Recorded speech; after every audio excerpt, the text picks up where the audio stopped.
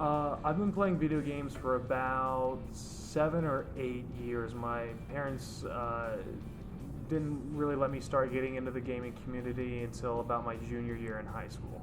An email in December of 2015 from Microsoft with like a breakdown of all the statistics comparing me to all the other Xbox gamers, and according to what their breakdown says, my gamer score puts me in the top 1%, and the number of hours that I actually played puts me somewhere in like the top 4 or 5%.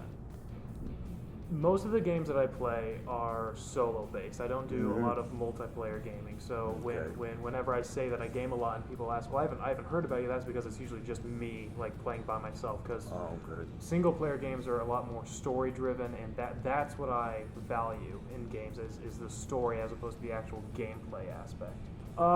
There are some single player games that have some online things where you can still like play with friends, but it still hangs more toward the single player experience, kind of like Borderlands and games like that. But most of the time it's just offline, just by myself.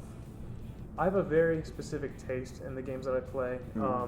Sometimes I'll follow the crowd and I'll sometimes get like the Call of Duty of the year or the Battlefield of the year, but most of the times I play games like and even though this still has a huge following, but I'm more focused on games like Fallout and Skyrim and Bioshock and Dishonored. Like those are the games that I'm really passionate about. So I usually let like I still hit a lot of the big AAA games and sometimes touch on indie games, but when it comes to like the big multiplayer ones, I usually let those slide by.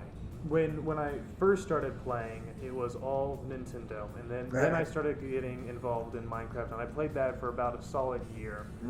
And I've never really been one for like the super violent games. I've never done anything like Saints Row or Grand Theft Auto or anything like that. But I'm more of like an adventure story like Zelda. I still play a whole bunch of Zelda-like games. Those are the games that I enjoy, where it's a combination of adventure and then like puzzle, so you have to think about what you're doing.